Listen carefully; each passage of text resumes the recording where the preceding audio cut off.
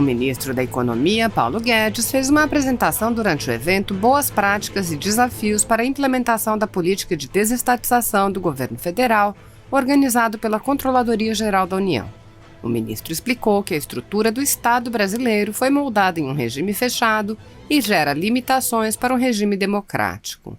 Paulo Guedes explicou que a democracia depende de decisões políticas e econômicas descentralizadas e o Brasil ainda não terminou sua transição para uma economia aberta. Por isso, até hoje, ainda não foi possível fazer as grandes privatizações. O ministro afirmou: "Nós temos que fazer essa transição porque temos que moldar o Estado a uma ordem democrática." E acrescentou: "Devemos à democracia a transformação do Estado brasileiro." Assista. Em primeiro lugar, agradecer ao ministro Wagner Rosário, não só o convite para estar no evento, mas a estreita colaboração que ele tem nos prestado em todas as dimensões. Todo o trabalho que nós temos feito, contamos sempre com o apoio da CGU. O último episódio agora tivemos 2 semanas atrás, juntos em reunião com o presidente, resolvendo uma série de problemas, e foi decisiva a sua atuação e também a do... A primeira reflexão é que a estrutura de um Estado depende muito de como ele foi moldado, né? Nós até quando trabalhamos com empresas e tudo, nós falamos sempre: primeiro você tem a estratégia e você monta aquela estrutura para atingir os objetivos que você quer. E a estrutura do Estado brasileiro foi montada durante um regime politicamente fechado, regime militar, um regime politicamente fechado, querendo acelerar o tempo, e desenhou todo um plano de modernização institucional, de aprofundamento da infraestrutura. Então nós tínhamos Telebrás, Eletrobras, Siderbras, Portobras, Nuclebras, quer dizer, e realmente construíram em 20 anos, construíram essa infraestrutura brasileira. Foi um legado que o regime militar deixou, foi a construção de uma infraestrutura importante, modernizada, e uma taxa de crescimento importante, mas com o regime politicamente fechado. Não era até relativamente sofisticado, que em vez de ter houve um rodízio de presidentes. Então, ao contrário de alguns lugares onde a gente pode caracterizar claramente como um regime ditatorial, aqui o Congresso ficou funcionando, operando, havia uma eleição indireta, inclusive a primeira eleição, depois que os militares se afastaram, também seguiu sendo indireta. Então, de qualquer forma, eu acho que é justo dizer que é um regime politicamente fechado. Era um período de Guerra Fria, eu era jovem o suficiente para não ter preferência, nem escolha, nem percepção do que estava acontecendo. Eu tinha 13 anos de idade quando houve a instalação do regime militar. E, refletindo retrospectivamente, você tem que entender o que aconteceu, e fica essa estrutura de Estado que foi moldada à semelhança dos objetivos. Os objetivos eram a construção de uma grande infraestrutura, muito semelhante a que países, inclusive da esquerda, também fizeram, né? Você tem a União Soviética, a China, todos eles fizeram um esforço grande com hidrelétricas, portos, ferrovias, rodovias, um esforço de modernização forçado, em cima de poupança forçada e com planejamento central. Então, todos esses órgãos, na verdade, se reportavam a um sistema de inteligência central. Ora, a essência das democracias liberais é justamente a coordenação de 2 algoritmos. Um, que a gente chama propriamente de democracia, que é um algoritmo de decisões políticas de forma descentralizada. Então tem lá um prefeito, tem lá um governador, tem lá o Congresso, tem a Suprema Corte, e tem todo esse sistema de interação, de descentralização das decisões políticas. O que impede justamente o poder absoluto, a prevalência de uma visão só sobre uma comunidade de indivíduos livres. Bom, de outra forma, para a coordenação econômica, existe também um organismo que é um algoritmo de decisões econômicas descentralizadas, que é o que nós chamamos de economia de mercado. Então, a democracia liberal é justamente o funcionamento desses dois algoritmos. Um de decisões políticas descentralizadas, o outro de decisões econômicas descentralizadas. E o totalitarismo é exatamente o inverso. Todas as decisões econômicas são centralizadas no planejamento central e as decisões políticas também são tomadas pelo mesmo centro de decisão. É uma sociedade totalitária, fechada. Ora, nós fizemos a nossa Glasnost, que é o nosso processo de abertura política, mas nós estamos num processo de transição incompleta. Nós não conseguimos fazer a nossa perestroika, nós não conseguimos fazer a transição de desenhar um Estado para uma ordem política aberta. Nós não conseguimos. Justamente pelos preconceitos, pela carga ideológica, pelo aparelhamento do Estado, pelo jogo de interesses. Nós não conseguimos fazer essa transição ainda. Então, ao longo dos últimos 20 anos, não fizemos as privatizações, paramos, há 20 anos paramos essa transformação. E nós temos que justamente fazer essa transição, porque nós temos que moldar o Estado a uma ordem democrática. E numa ordem democrática, o importante é a ação descentralizada. Nós precisamos de segurança pública, saúde, saneamento, e o Estado não está conseguindo chegar lá. As empresas estatais, ao longo do tempo, algumas avançaram, algumas perderam. As que se perderam, você tem caso típico de empresas de água e saneamento, que agora nós fizemos um marco regulatório que é um avanço, vai trazer muitos recursos para água e saneamento. Não é razoável que um país como o Brasil tenha 100 milhões de pessoas que não conseguem ter esgoto e 35 milhões de pessoas que não têm água corrente em casa, por falta de investimentos. Enquanto isso, as tarifas de água e esgoto subiram todos esses anos. Os salários do funcionalismo nessas empresas subiram também. A única coisa que caiu foram os investimentos em água e esgoto. Então, evidentemente, quando há uma situação dessa de esgotamento, você tem que rapidamente ir na outra direção. E nós não temos essa velocidade. E isso, inclusive, inclui o nosso governo. Eu estou bastante frustrado com o fato da gente estar aqui há 2 anos e não ter conseguido vender uma estatal. Mas é bastante frustrante. Até por isso, um secretário nosso foi embora, decidiu ir embora. Entrou um outro com muita determinação e mais juventude. Quem sabe ele aguenta o tranco e vai conseguir entregar mais. Ele só tem que fazer um gol para ganhar, porque no outro não ficou zero, não fizemos nada. Então, mas isso é lamentável, e eu volto a essa reflexão um pouco no final. A primeira reflexão que eu queria fazer é essa: nós temos que entender que o processo é irreversível. Uma sociedade aberta não quer um Estado com a estrutura atual. Ela não quer, ela precisa de segurança pública, água, saneamento, e o Estado não está entregando isso. Ao contrário, ele está aparelhado, ele não está eficiente, você não consegue fazer as metas universais de fraternidade pela ineficiência e pela politização dessas ferramentas.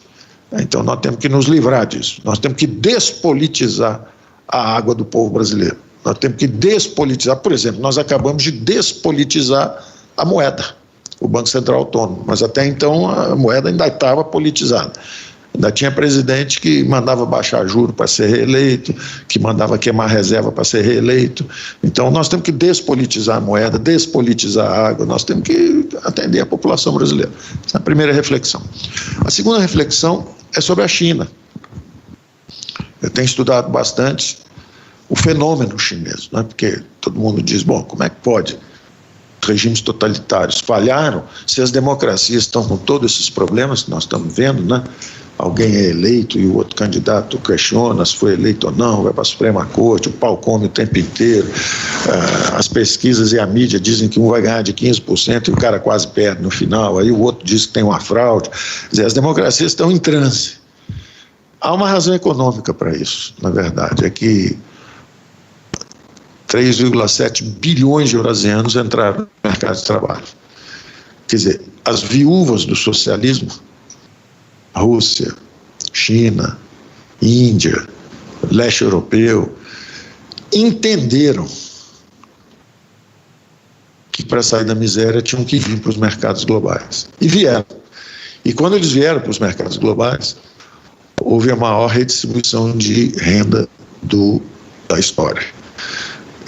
A renda no Oriente está subindo brutalmente. Quem estiver olhando de longe o universo, o mundo, Terra, está vendo a renda de 3,7 bilhões de eurasianos subindo e a renda no Ocidente travada, não consegue subir, exatamente porque os russos, os indonésios, os malaios, os vietnamitas, todos estão produzindo bem nas taxas mais baixas, sem encargos trabalhistas, sem impostos abusivos, sem previdência social, sem nem esses produtos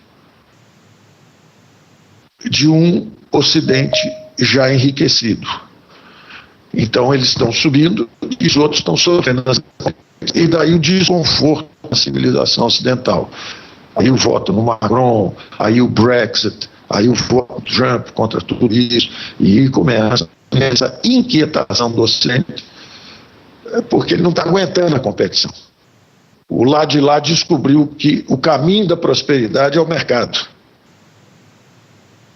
Mas, aparentemente, como é que pode isso? Um regime totalitarista de comando central, unificado, vindo em direção ao mercado. O que está acontecendo? Eu tenho estudado bastante esse fenômeno chinês e está muito claro que o primeiro movimento deles foi um desastre.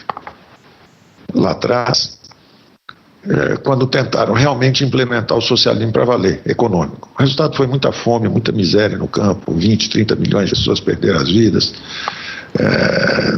A Revolução Cultural depois é praticamente um massacre ideológico dos opositores, e o negócio não funcionava. Aí se partiram para a segunda fase, que é essa que nós temos. Vamos desestatizar. Também não funcionou a contento. Muito lento, muitos interesses, difícil de fazer, não há uma compreensão, a população foi educada a achar que aquilo era bom, muito difícil. Então o que eles fizeram? O segundo sistema. Os camponeses estavam passando fome, começaram a privadamente tocar o pau. E o governo central fingiu que não viu, deixou a turma começar a operar em mercado, por instinto. Começaram a produzir. Anos depois, o governo chinês ratificou, falou: olha, tá certo, deixa eles fazerem isso. Os outros estavam ali perto de Hong Kong, começaram a fugir e migrar para Hong Kong. O regime chinês fez o seguinte: bom, tá certo, em vez de vocês fugirem para lá, eu vou deixar o capital entrar aqui, criou uma zona livre. Ou seja, eles foram aos poucos experimentando os mercados e foram saindo da miséria. E foram deixando o setor estatal de lado. Eles ainda chegaram a tentar fazer alguns experimentos maciços. Por exemplo, pegavam, como nós, e aí eu entro no meu terceiro ponto de reflexão, que somos nós aqui agora. Eles chegaram a fazer coisas do seguinte tipo: temos 1 trilhão em ativos estatais, não é isso? Eu me lembro que durante a campanha eu fiz as contas, 2 bancos nos ajudaram a fazer as contas e estava entre 800 bilhões e 1 trilhão. Muita gente diz que essas contas eram fake news, que era falsificado, que o valor era bem mais baixo, etc. A última informação que eu tinha do Salim, que era 1 trilhão mesmo, né? Só de imóveis, 700 bi de PL das estatais.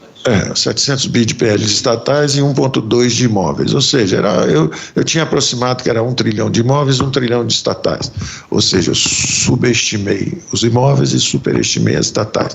Mas a ideia era só para dizer que o Brasil é um país que tinha 4 tri de dívida, mas tinha 2 tri de ativos. E ele carrega estatais e imóveis ineficientes. Tem imóvel aí que o mato está subindo, está engolindo tudo, você está perdendo o valor econômico da propriedade, só que tem uma dívida do outro lado, e que foi 2 dígitos durante décadas. Você carregar um ativo que rende 0, e do lado de lá uma dívida em bola de neve com 2 dígitos, a dívida duplica, com 6, 7% de juros, ela duplica a cada 7, 8, 10 anos. O que é um absurdo. Então você está carregando um ativo inútil, e do lado de lá o passivo subindo, subindo, subindo. Isso tudo é dinheiro, então, que criou o paraíso dos rentistas, ao que eu me referi, que é o Brasil gastando 100 bilhões de dólares todo ano só para manter o financiador da dívida sossegado.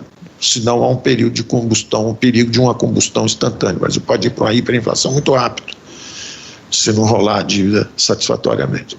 Então, o movimento óbvio a ser feito era justamente acelerar as privatizações, acelerar esses desinvestimentos de imóveis e derrubar a dívida. E aí esse recurso, então, que era usado em juros, esses 300, 400 bilhões de reais todo ano que eram usados em juros, estariam livres, para vocês terem uma ideia. O auxílio emergencial, no auge agora, custou 50 bilhões por mês, né? Ou seja, 500 bilhões por ano. 300 ou 400 era só o serviço da dívida. Então, realmente, nós podíamos, se tivesse matado a dívida, podíamos perfeitamente estar com esses recursos alocados para fazer transferência de renda para os mais pobres e uma renda até substancial, como se mostrou aí pelo efeito econômico, assim que esse valor chegou à população. Então, finalizando as minhas reflexões, eu diria, primeiro, os 3 pontos. Primeiro, nós devemos à democracia essa transformação do Estado. Nós devemos a um regime politicamente aberto essa transformação do Estado brasileiro. Essa missão está acima da política partidária, está acima disso tudo, que inclusive impediu que nós avançássemos. Acordos políticos, impedindo as privatizações de um governo liberal-democrata que foi eleito e que falou o tempo inteiro que ia privatizar. Aí tem acordo político, de repente, na Câmara, no Senado, tal, que não deixa privatizar. Que história é essa? Então, nós precisamos recompor o nosso eixo político para conseguirmos fazer as privatizações prometidas durante a campanha. Segunda reflexão, o fenômeno chinês é um fenômeno de mercado. É um regime politicamente fechado que, por inteligência, para sobreviver, mergulhou sua população nos mercados globais, não só locais, mas globais, e deixou crescer uma China de economia de mercado dentro da China estatal. A China estatal está em declínio, está descendo. As empresas estão cada vez mais frágeis, menos hábeis, com déficits enormes, pouca capacidade de adaptação, elas não são o futuro. E tem uma China nova que surgiu, que é de mercado. Os chineses têm hoje 200 milhões de chineses overseas, quer dizer, uma população, eles têm um Brasil fora da China. Eles estão fazendo negócios nas Filipinas, eles estão a segunda maior corrente de imigrantes no Canadá, mais chineses imigrando para Portugal todo ano do que brasileiros. Eles estão em toda parte fazendo negócios. Então, os chineses redescobriram a riqueza. Eles foram a civilização mais rica durante milênios, afundaram na Idade Média, continuaram com desempenho medíocre durante o período socialista e agora eles ressurgiram com muita força em mercado. Existe uma China que é uma economia de mercado fortíssima, poderosíssima. Essa é a China da inovação, do 5G, de tudo isso que está chegando e, inclusive, assustando o Ocidente.